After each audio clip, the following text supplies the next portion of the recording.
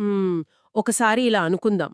మనం బరువు తగ్గాలని గట్టిగా నిర్ణయించుకుని ఇంట్లో ఉన్న స్వీట్స్, జంక్ ఫుడ్ అంతా తీసుకెళ్లి చెత్తబుట్టలో పారేసామనుకుందాం. రైట్. చాలా కామన్‌గా జరిగే పనే ఇది. అవును కదా!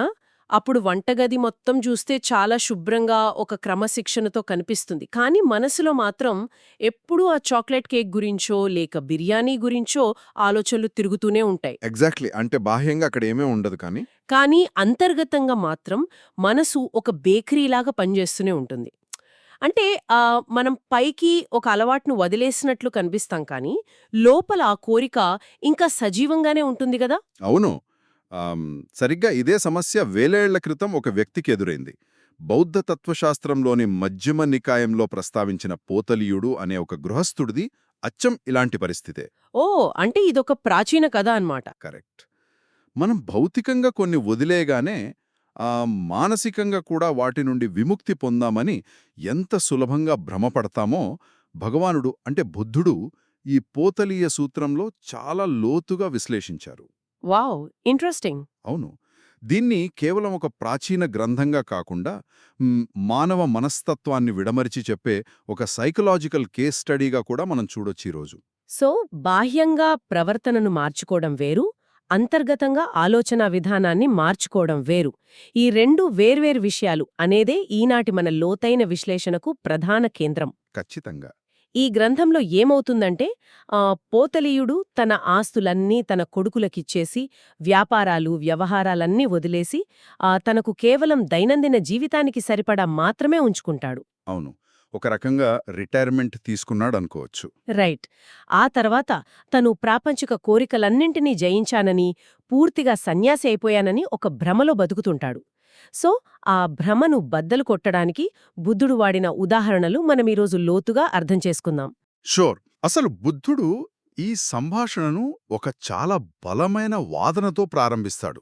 ఆ కోరికలను, ప్రాపంచిక సుఖాలను అంటే బౌద్ధ పరిభాషలో చెప్పాలంటే కామాలను ఆయన చాలా ప్రమాదకరమైనవిగా వర్ణిస్తాడు. అంటే ఆకర్షణలు ప్రమాదమంటారా?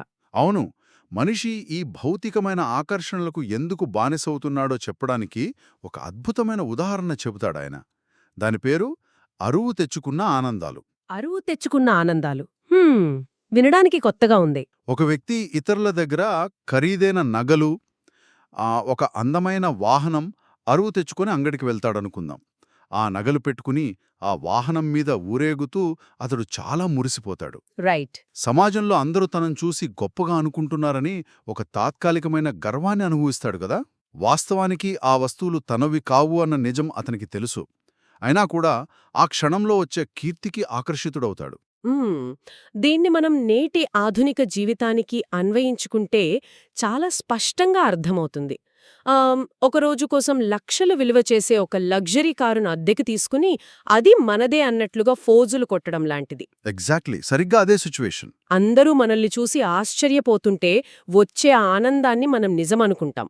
కానీ సాయంత్రం ఆ రెంటల్ ఏజెన్సీ వాళ్ళు వచ్చి ఆ అందరి ముందు ఆ కారు తాళాలు లాక్కున్నప్పుడు ఎంత అవమానంగా ఉంటుందో ఊహించుకోవచ్చు. చాలా దుఃఖంగా కూడా ఉంటుంది. అవును. ఇక్కడ ఆసక్తికరమైన విషయమేమిటంటే ఆ కారు మనది కాదని మనకు ముందే తెలుసు. అయినా సరే ఆ తాత్కాలికమైన హోదాకు మనసు అలవాటు పడిపోయి అది దూరమైనప్పుడు తట్టుకోలేక విలవిలలాడుతుంది కదా. కరెక్ట్. ప్రాపంచిక సుఖాల పట్ల మనం పెంచుకునే బంధం కూడా సరిగ్గా ఇలాంటిదే అని బుద్ధుడు చెప్తున్నాడిక్కడ. ఈ విషయాన్ని బౌద్ధంలో అనిత్యమంటారు. అనిత్యం అంటే ఏదీ శాశ్వతం కాదు అనే కదా అర్థం. అవును. ఏదీ శాశ్వతం కాదు. అరువు తెచ్చుకున్న వస్తువు ఎప్పటికైనా తిరిగి ఇచ్చేయాల్సిందే అని తెలిసినప్పుడు దానిపై మమకారం పెంచుకోవడం వల్ల చివరకు దుఃఖమే మిగులుతుంది. నిజమే. ఇది కేవలం వస్తువులకే కాదు, మన సంబంధాలకు, మన యవ్వనానికి, మన ఆరోగ్యానికి కూడా వర్తిస్తుంది. ఇవన్నీ ప్రకృతి నుండి మనం కొంతకాలం పాటు అరువు తెచ్చుకున్నవే. వావ్! ఇది చాలా లోతైన పాయింట్. అంటే మనం ఎంజాయ్ చేస్తున్న ప్రతిదీ ఏదో ఒక రోజు మన దగ్గర్నుంచి వెళ్ళిపోతుందనే స్పృహతో బతకాలన్నమాట. ఖచ్చితంగా. వాటిని మన సొంతం అని భ్రమించిన క్షణమే మన దుఃఖానికి పునాది పడుతుందని బుద్ధుని బోధన. రైట్. ఈ అరువు తెచ్చుకున్న కారు లేదా నగల ఉదాహరణ మన సామాజిక అహంకారాన్ని ప్రశ్నిస్తే ఆ తర్వాత బుద్ధుడు చెప్పిన ఉదాహరణ ఏకంగా మన మనుగడనే ప్రశ్నిస్తుంది. అదే పండ్ల చెట్టు ప్రమాదం. అవును. ఆ కథ చాలా పవర్ఫుల్గా ఉంటుంది. ఇది వింటున్నప్పుడు నాకు నిజంగా మనిషి ఎంత మూర్ఖంగా ప్రవర్తించగలడో అనిపించింది. అసలా కథేంటి? ఆ పండ్ల చెట్టు కథ మానవ నైజానికి అద్దం పడుతుంది. ఉమ్, ఒక ఊరికి దగ్గరలో ఒక దట్టమైన అడవి ఉంటుంది. ఆ, ఆ అడవిలో ఒక చెట్టు నిండా అద్భుతమైన పండ్లు కాసి ఉంటాయి. ఓకే. విశేషం ఏమిటంటే ఆ చెట్టు పండ్లు ఎంత సమృద్ధిగా ఉన్నాయంటే ఒక్క పండు కూడా ఇంక కింద పడలేదు. అప్పుడు పండ్ల కోసం వెతుకుతూ ఒక వ్యక్తి అక్కడికి వస్తాడు. అతనికి చెట్టు ఎక్కడం బాగా వచ్చు. హ్మ్. సో వాడు చెట్టు ఎక్కేస్తాడు. అవును. పైకెక్కి కొమ్మపై కూర్చుని ఆ పండ్లను తింటూ తన సంచిని నింపుకుంటూ ఉంటాడు. ఆ, సరిగ్గా అప్పుడే మరొక వ్యక్తి వస్తాడు. కాని అతనికి చెట్టు ఎక్కడం రాదు. మరి అతనేం చేస్తాడు? అతని చేతిలో పదునైన గొడ్డలి ఉంటుంది. ఆ పండ్లు తనకు కావాలి కాబట్టి అతను నేరుగా ఆ చెట్టు మొదలను నరకడం ప్రారంభిస్తాడు. ఒక్క నిమిషం. ఇక్కడ నాకొక డౌట్. ఆ మొదటి వ్యక్తి పరిస్థితి చూస్తే ఆశ్చర్యం వేస్తోంది. చెట్టు కింద ఒకడు గొడ్డలితో నరుకుతున్నాడు. చెట్టు మొదలు తెగిపోతుంది. గొడ్డలి దెబ్బల శబ్దం స్పష్టంగా వినిపిస్తోంది కదా! ఆ చెట్టు ఎప్పుడైనా కూలిపోవచ్చు. కూలితే తను చనిపోవచ్చు లేదా కాళ్ళు చేతులు విరగ్గొట్టుకోవచ్చు. అలాంటప్పుడు పైన ఉన్న వ్యక్తి వెంటనే కిందకు దూకేయాలి కదా! దూకేయాలి, కాని దూకడు. ప్రాణాల కంటే ఆ పండ్ల రుచి అంత ఎక్కువైపోయిందా ఏంటి? లేక తాను కింద పడను అనే ఒక రకమైన భ్రమలో వాడు ఉండిపోయాడా? అసలు ఏం జరుగుతోందక్కడ? ఇక్కడే బుద్ధుడు మనసు యొక్క అతిపెద్ద బలహీనతను ఎత్తిచూపాడు. దీన్నే మనం సైకలాజికల్ టర్మ్స్లో డినయల్ ఆఫ్ రియాలిటీ అనొచ్చు. డినయల్ ఆఫ్ రియాలిటీ అంటే వాస్తవాన్ని అంగీకరించకపోవడం. కరెక్ట్. ప్రాపంచక కోరికల రుచి మన మెదడును ఎంతలా మొద్దుబారుస్తుందంటే కళ్ల ముందు ముంచుకొస్తున్న ప్రమాదాన్ని మనం అసలు చూడలేం. తక్షణమే లభించే ఆనందం భవిష్యత్తులో వచ్చే వినాశనాన్ని కప్పివేస్తుంది. ఓ రైట్. ఆ చెట్టు నరుకుతున్నాడనే సత్యం వాడికి తెలుసు, కాని ఇంకొక పండు తిందాం, ఇంకొక్క నిమిషం ఉందామనే ఆశ వాడినక్కడే బంధించేస్తోంది. దైనందిన జీవితంలో మనం కూడా ఇలాగే చేస్తామనిపిస్తోంది. అవును, విపరీతమైన ఒత్తిడి వల్ల మన ఆరోగ్యం దెబ్బతింటోందని తెలిసినా పరిగెడుతూనే ఉంటాం. ఒక తప్పుడు బంధం మనల్ని నాశనం చేస్తోందని తెలిసినా ఆ క్షణంలో దొరికే సాంత్వన కోసం అక్కడే ఉండిపోతాం. నిజమే. మన కింద చెట్టు నరకబడుతోందనే వాస్తవాన్ని మనమసలు అంగీకరించం. ఎగ్జాక్ట్లీ. ఇది చాలా భయంకరమైన సత్యం. మన కళ్ల ముందు ప్రమాదం కనిపిస్తున్నా ఆ తాత్కాలిక సుఖం కోసం, ఆ తక్షణమే లభించే రివార్డ్ కోసం మనమక్కడే ఆగిపోతాం. సరే, మరి ఆ చెట్టు మీద ఉన్న వ్యక్తికి ఒక్కసారిగా జ్ఞానోదయమై కిందకు దిగిపోతే ఏమవుతుంది? అసలైన మార్పు అక్కడ్నించి మొదలవుతుందా? అవును, అక్కడే బౌద్ధంలోని అత్యంత కీలకమైన భావన అయిన ఉపేక్ష ప్రవేశిస్తుంది. ఉపేక్ష అంటే? ఉపేక్ష అంటే కేవలం భౌతికంగా చెట్టుపై నుంచి కిందకు దూకేయడం కాదు, ఆ పండ్ల పట్ల, ఆ చెట్టు పట్ల ఉన్న మానసిక ఆకర్షణను వదులుకోవడం. అంటే దూకేసిన తర్వాత కూడా ఆ పండ్ల గురించి ఆలోచించకూడదు అంటారా? కరెక్ట్. దూకేసిన తర్వాత పక్కన నిలబడి అయ్యో నా పండ్లు పోతున్నాయే, ఆ చెట్టు పడిపోతుందే అని బాధపడితే అది ఉపేక్ష కాదు. ఓహో, అదనమాట విషయం. ఆ పండ్ల వల్ల కలిగే ఆనందం కంటే నా ప్రాణాలే ముఖ్యం, ఆ పండ్లు శాశ్వతమైన ఆనందాన్ని ఇవ్వలేవు అని సరైన ప్రజ్ఞతో, అంటే లోతైన జ్ఞానంతో తెలుసుకోవటమే నిజమైన ఉపేక్ష. రైట్. దీనివల్ల లౌకిక విషయాలను పట్టుకునే లక్షణం, ఆ వాటికి అత్తుకుపోయే లక్షణం మనస్సులోంచి పూర్తిగా తొలగిపోతుంది. ఈ ఉపేక్ష వల్ల మనిషిలో జరిగే మార్పు కేవలం మానసికమేనా, లేక దాని ప్రభావం వేరే స్థాయిలో ఉంటుందా? ఎందుకంటే మూల గ్రంథంలో దీనివల్ల మనసు ఒక ఉన్నత స్థితికి, అంటే 4వ స్థాయి ధ్యానానికి చేరుకుంటుందని ప్రస్తావించారు. అవును, ఆ స్థితిలో మనసు చాలా మృదువుగా మారుతుందని చెప్పారు. రైట్. ఇక్కడే నాకు చిన్న సందేహం. ఈ కఠినమైన స్వార్థపూరితమైన ప్రపంచంలో బతకాలంటే మనసు దృఢంగా ఒక రైలా ఉండాలి కదా. మనసు మృదుగా మారితే అది ఒక బలహీనత కాదా? దాన్ని ఎలా అర్థం చేసుకోవాలి మనం? ఇది చాలా ముఖ్యమైన ప్రశ్న. ఇక్కడ మృదువుగా మారటమంటే బలహీనపడటం అని అస్సలు అర్థం కాదు. మరేంటి?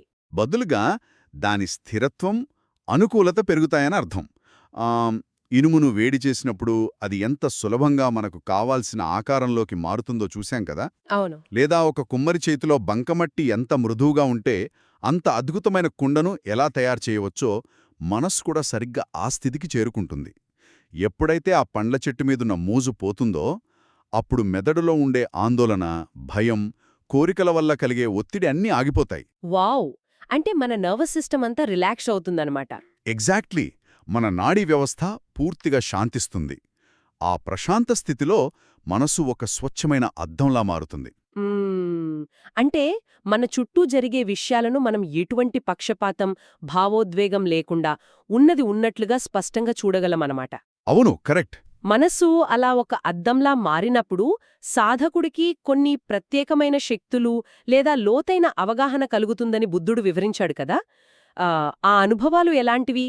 అత్యున్నత ధ్యానస్థితిలో సాధకుడికి తన గత అనుభవాలు, పాత జన్మల జ్ఞాపకాలు ఒక సినిమా రీల్లా స్పష్టంగా కనిపిస్తాయి. ఓ, అంటే పాస్ట్ లైఫ్ మెమరీస్ అనమాట.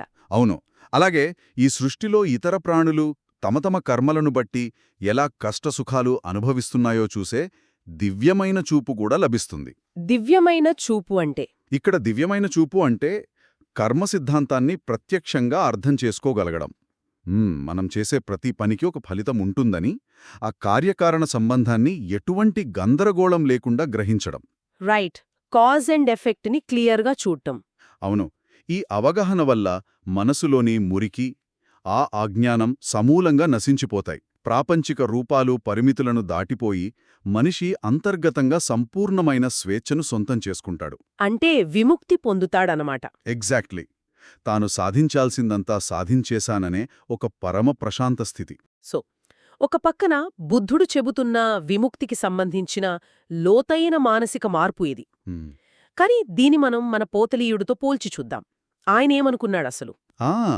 ఆయన అదంతా చాలా ఈజీ అనుకున్నాడు. అవును. తన ఆస్తులన్నీ కొడుకులకు రాసిచ్చేసి తాను రోజువారీ వ్యాపారాలు మానేసినంత మాత్రాన సన్యాసైపోయానని అనుకున్నాడు. దీన్నే ఆయన వ్యవహార నాశనం అని పిలిచాడు. ఇక్కడ వ్యవహారమంటే పనులు, నాశనమంటే ముగింపు. అంటే నా పనులన్నీ పూర్తయ్యాయి అని ఆయన అనుకున్నాడు కదా. అచ్చం. పోతలీయుడు కూడా మనం మొదట మాట్లాడుకున్న వంటగది ఉదాహరణ లాంటి తప్పే చేశాడు. రైట్. వ్యవహార నాశనం అంటే ప్రాపంచిక వ్యవహారాలు పూర్తిగా నశించడం. తాను బాహ్యంగా ఆస్తులు పంచేశాను కాబట్టి తన వ్యవహారాలు ముగిశాయని ఆయన భావించాడు. కాని బుద్ధుడు దాన్ని సున్నితంగా ఖండించాడు. అంటే భౌతికంగా పనులు మానేయడం సన్యాసం కాదు అని చెప్పాడు. ఖచ్చితంగా. ఒక అర్హంతుడికి, అంటే తనలోని రాగ, ద్వేష, మోహాలను పూర్తిగా సమూలంగా నాశనం చేసినవాడికి మాత్రమే ఈ వ్యవహార నాశనం సంపూర్ణంగా కలుగుతుంది అని బుద్ధుడు స్పష్టం చేశాడు. ఓహో. అతనికి ఈ ప్రపంచంలో చేయాల్సిన పనులంటూ, తీర్చుకోవాల్సిన కోరికలంటూ ఏమీ మిగిలవు. మిగిలిన వారంతా వారు అడవిలో కూర్చున్నా సరే, గుహలో ఉన్నా సరే, వాళ్ల మనస్సులో ఏ చిన్న కోరికున్నా వారు ఇంకా ప్రాపంచిక వ్యవహారాల్లో పడి కొట్టుకుంటున్నట్లే లెక్క. ఈ పాయింట్ చాలా అద్భుతంగా ఉంది. దీన్ని మనం నేటి కాలంలో చూసుకుంటే ఈ మధ్య చాలామంది సోషల్ మీడియా డీటాక్స్ అని చేస్తుంటారు. అవును, చాలా కామన్ అయిపోయింది ఇది. మానసిక ప్రశాంతత కోసం ఫోన్లో ఉన్న ఫేస్బుక్, ఇన్స్టాగ్రామ్ లాంటి యాప్స్ అన్నీ డిలీట్ చేసేస్తారు కదా. ఫోన్ పక్కన పెట్టేసి ప్రశాంతంగా కూర్చుంటారు. కానీ వాళ్ల మెదడులో ఆలోచనలు ఎలా ఉంటాయంటే, అదే, నిన్న నేను పెట్టిన ఫోటోకి ఎన్ని లైక్స్ వచ్చాయో, నా స్నేహితుడు వెకేషన్కెక్కడికి వెళ్లాడో అనే ఆలోచనలు నిరంతరం నడుస్తూనే ఉంటాయి. వాళ్ళు యాప్స్ డిలీట్ చేశారు, కాని వాళ్ల మెదడులో ఆ సోషల్ మీడియా యాప్ ఇంకా రన్ అవుతూనే ఉంటుంది. కరెక్ట్. ఎంత చక్కగా చెప్పారు. ఈ రెండింటి మధ్య ఉన్న తేడానే మనం మొదట్లో అనుకున్న behavioural modification versus cognitive restructuring. బాహ్యంగా ఆస్తులు వదిలేసినా అంతర్గతంగా ఆలోచన విధానం మారకపోతే, ఆ కోరిక చావకపోతే అది నిజమైన సన్యాసం కాదు అని బుద్ధుడు ఎంత సూటిగా చెప్పాడో కదా. అవును. ఈ వాస్తవం తెలిసిన తర్వాత పోతలీయుడిలో వచ్చిన పరివర్తన కూడా మనమెంతో నేర్చుకోవాల్సిన విషయం. ఎలా రియాక్ట్ అయ్యాడాయన? సాధారణంగా ఎవరైనా మన జీవితాంతం నమ్మిన ఒక సిద్ధాంతాన్ని తప్పుపడితే, లేదా మన అజ్ఞానాన్ని ఎత్తి చూపితే మనం ఎలా స్పందిస్తాం? మన ఈగో దెబ్బతింటుంది. ఖచ్చితంగా. మనం వెంటనే డిఫెన్స్లోకి వెళ్తాం. లేదు లేదు, నేను చేసింది కరెక్టే, నా మార్గమే సరైనది అని వాదిస్తాం కదా. అవును. కాని పోతలీయుడు ఆ పని చెయ్యలేదు. బావ్. ఇక్కడ పోతలీయుడి ప్రవర్తన నిజంగా ఒక పరిణితి చెందిన అన్వేషకుడికి ఉదాహరణ అనొచ్చు. తన అహంకారాన్ని పూర్తిగా పక్కనబెట్టి సత్యాన్ని ఉన్నది ఉన్నట్లుగా స్వీకరించాడు. కరెక్ట్. నాకు అజ్ఞానం ఉండిపోయింది, నేను నా పనులు ముగిశాయి అనుకున్నాను కాని అసలైన వ్యవహార నాశనానికి నేను చాలా దూరంగా ఉన్నాను అని నిర్భయంగా ఒప్పుకున్నాడు కదా. అంతటితో ఆకకుండా తాను గతంలో చేసిన తప్పులను కూడా అంగీకరించాడాయన. అవును కదా. సరైన జ్ఞానం లేని కొందరు కపట పరివ్రాజకులను జ్ఞానులుగా భావించి వారికి తన ఆశ్రమంలో మంచి స్థానం, భోజనమిచ్చానని, నిజమైన సాధువులను, శ్రమణులను తాను సరైన రీతిలో గౌరవించలేదని పశ్చాత్తాపపడ్డాడు. రైట్. సత్యం తెలుసుకున్న తర్వాత మనిషిలో ఒక వింతైన ప్రశాంతత, ఒక వినయం పుడతాయని ఈ సంఘటన నిరూపిస్తుంది. ఖచ్చితంగా. ఎప్పుడైతే ఆ అజ్ఞానమనే పొర తొలగిపోయిందో పోతలీయుడు పట్టలేనంత ఆనందాన్ని పొందాడు. తనలో నిజమైన జ్ఞానుల పట్ల ప్రేమను, విశ్వాసాన్ని బుద్ధుడు రగిలించాడని ఉప్పొంగిపోయాడు. ఆ ఆనందంలో ఆయన బుద్ధుని బోధన వల్ల తనలో వచ్చిన మార్పును 4 అత్యద్భుతమైన ఉపమానాలతో వివరిస్తాడు. 4 ఉపమానాలేంటో చెప్తారా?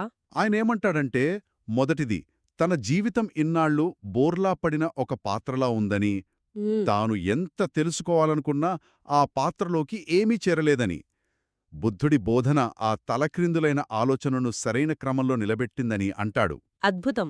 రెండవది, సత్యం తన కళ్ల ముందే ఉన్నా ఆ అజ్ఞానమనే మూత దానిపై కప్పబడి ఉందని, బుద్ధుడు ఆ మూతను తొలగించి సత్యాన్ని ప్రస్ఫుటంగా కనబడేలా చేశాడని వర్ణిస్తాడు. రైట్, మూత తీసినట్టుగా అన్నమాట. అవును. ఇక మూడవది, సంసార చక్రంలో దారితప్పునవాడికి అష్టాంగ మార్గమనే సరైన త్రోవ చూపించాడని ప్రశంసిస్తాడు. దారి చూపించడం. ఇక నాల్గవది, అన్నింటికంటే అద్భుతంగా, ఒక చీకటి గదిలో కళ్ళు ఉండి కూడా ఏమీ చూడలేని వాడికోసం ఒక నూనె దీపం వెలిగించి వాస్తవాలను వాడి కళ్లకు కట్టినట్లు చూపించినట్లుగా బుద్ధుడి జ్ఞానం తన అజ్ఞాన చీకటిని పారద్రోలిందని అంటాడు. వావ్! ఆ 4 ఉపమానాలు ఒకటానికొకటి ఎలా పేర్చబడ్డాయో చూస్తే ఒక మనిషి చీకటి నుంచి వెలుగులోకి వచ్చిన ప్రయాణం కళ్లకు కట్టినట్లు కనిపిస్తుంది కదా. అవును. ఈ లోతైన మార్పు తర్వాత ముగింపు ఘట్టంలో పోతలీయుడు ఒక పెద్ద నిర్ణయం తీసుకుంటాడు. తాను బుద్ధుని, ఆయన బోధించిన ధర్మాన్ని, భిక్షువుల సంఘాన్ని శరణు వేడుతున్నట్లు ప్రకటిస్తాడు. కరెక్ట్. శరణాగతి పొందుతాడు. తన ప్రాణాలు ఉన్నంతవరకు తననొక్క శరణాగత ఉపాసకుడిగా, అంటే ఇంటి దగ్గరే ఉంటూ ధర్మాన్ని పాటించే ఒక గృహస్థ శిష్యుడిగా స్వీకరించమని వేడుకుంటాడు. అవును. దీన్ని బట్టి మనకర్థమయ్యేదేమిటంటే, సన్యాసం లేదా విముక్తి అనేది ఎక్కడికో అడవులకు పారిపోవడంలో లేదు, మనసులోని మలినాలను ఇక్కడే ఉంటూ శుభ్రపరుచుకోవడంలో ఉంది. ఖచ్చితంగా. పోతలీయ సూత్రం మనకు నేర్పే అతిపెద్ద పాఠమిదే. మనం దేనినైతే వదిలేశాము అని అనుకుంటామో అది నిజంగా వదిలేశామా, లేక మనసులో ఒక మూల ఇంకా జాగ్రత్తగా కాపాడుకుంటున్నామా అని నిరంతరం మనల్ని మనం ప్రశ్నించుకుంటూ ఉండాలి. రైట్. బాహ్యంగా మారినంత మాత్రాన అంతర్గతంగా మారినట్లు కాదు. ఎగ్జాక్ట్లీ. ఈ మొత్తం విశ్లేషణలో మనం చాలా లోతైన విషయాలు చర్చించాం ఈరోజు. మొదట అరువు తెచ్చుకున్న కారులాంటి మన అశాశ్వతమైన కోరికల గురించి, ఆ తర్వాత మన జీవితాలను నాశనం చేస్తున్న పండ్ల రుచికి బానిసలై చెట్టుమీదే ఉండిపోయే మన మూర్ఖత్వం గురించి మాట్లాడుకున్నాం. అవును. ఆ చెట్టుపైనుంచి మానసికంగా దూకేయడమే ఉపేక్ష అని, ఆ ఉపేక్ష వల్ల మనస్సు ఒక స్వచ్ఛమైన అద్దంలా ఎలా మారుతుందో తెలుసుకున్నాం. చివరగా యాప్ డిలీట్ చేసినంత మాత్రాన కోరిక చావదన్నట్లుగా వ్యవహార నాశనంపై ఉన్న అపోహలను తొలగించుకుని పోతలీయుడు అసలైన మార్గంలో శరణాగతి పొందటం చూశాం. అద్భుతమైన సమ్మరీ ఇది. థాంక్యూ. ఈ విశ్లేషణను ముగించే ముందు మనం ఈరోజు మాట్లాడుకున్న విషయాల ఆధారంగా ఒక ఆలోచనను రేకెత్తించే ప్రశ్నతో మిమ్మల్ని వదిలి వెళ్తున్నాం. ఒక్కసారి లోతుగా ఆలోచిద్దాం. ఖచ్చితంగా ఆలోచించాల్సిన విషయాలువి. మన జీవితాల్లో మనం వదిలేశాం అనుకున్నవి, పూర్తిగా జయించేశాం అనుకున్నవి కేవలం భౌతికమైనవా, లేక నిజంగానే అంతర్గతమైనవా? మన ఇళ్లల్లో జంక్ ఫుడ్ లేదు, సరే, కానీ మన మనసులో ఇంకా బేకలి నడుస్తూనే ఉందా? రైట్. అందరూ చూసి మెచ్చుకోవాలి అన్న ఒకే ఒక్క కారణంతో మన మనసును ఒత్తిడికి గురిచేస్తూ, మనం మోస్తున్నా, మనం అరువు తెచ్చుకున్న ఆ లగ్జరీ కార్ లేదా ఆ నగలు మన జీవితంలో ఏమిటి? చాలా డీప్ క్వశ్చన్ ఇది. కాలం అనే గొడ్డలి మన కిందున్న చెట్టును నరికేస్తోందని స్పష్టంగా తెలుస్తున్నా, ఆ పండ్ల రుచికి ఆశపడి మనం కిందపడం అనే భ్రమలో మనల్ని మనం ఎంతగా మోసం చేసుకుంటున్నాం. ఆ చెట్టుపైనుంచి కిందుకు దిగి మనసుకు నిజమైన శాంతినిచ్చే ఆ విముక్తి కోసం మనం వెయ్యాల్సిన మొదటి అడుగు ఏమిటి? ఆలోచిద్దాం. మరొక ఆసక్తికరమైన లోతైన విశ్లేషణతో మళ్ళీ కలుద్దాం.